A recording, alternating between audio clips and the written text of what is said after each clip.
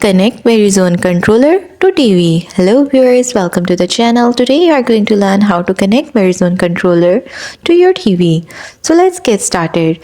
First, find the TV code. Locate the 3-digit code for your TV brand using your remote's manual or Verizon support resources. Then turn on both your TV and the Fios setup top box.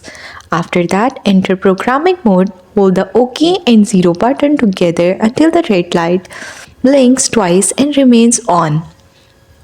Then enter the 3-digit code for your TV. The LED should blink twice to confirm the code is accepted. Finally, test the connection. For this, press channel up repeatedly until the TV turns off, then turn it back on with the TV power button. If it works, press OK to save the code.